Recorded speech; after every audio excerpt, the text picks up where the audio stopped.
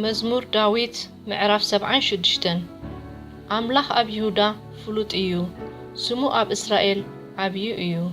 ድንኳኑ ኣብ ሳሌም ማሕደሪኡን ኣብ ጽዮን እዩ ኣብኡ ናይ ቀስቲ ፍላጻ ዋልታን ሰይፍን መሳርያ ውግእን ሰባበረ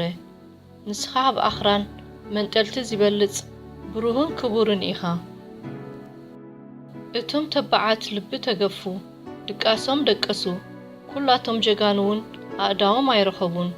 ወኣምላኽ ያዕቆብ ብተግሳጽካ ሰረገላታትን ኣፍራስን ድቃስ ከቢድዎም ዛሕ በሉ ንስኻ ግና እተፈራህካ ኢኻ ክትቁጣዕ ከለኻኸ ኣብ ቅድሜኻ መን ደው ክብል ይኽእል ፍርድኻ ካብ ሰማይ ኣስማዕካ ኣምላኽ ንኹሎም ትሑታት ምድሪ ምእንቲ ኸድሕን ንፍርዲ ምስ ተንስአ ምድሪ ፈርሀት ስቕ እውን በለት ኩራ ሰብ ከመስግነካ እዩ እሞ ትርፊ ኩራ ክትዕጠቕ ኢኻ ንእግዚኣብሔር ንኣምላኽኩም ተመባጽዕሉ ፈጽምዎ ኸኣ ኣቱም ኣብ ዙርያኡ ዘለኹም ኩልኹም ገጸ በረኸት ነቲ ዘፍርህ ኣቕርቡሉ ንሱ ንመንፈስ መሳፍንቲ ከይዓጽዶ እዩ ንነገሥታት ምድሪ ዘፍርህ እዩ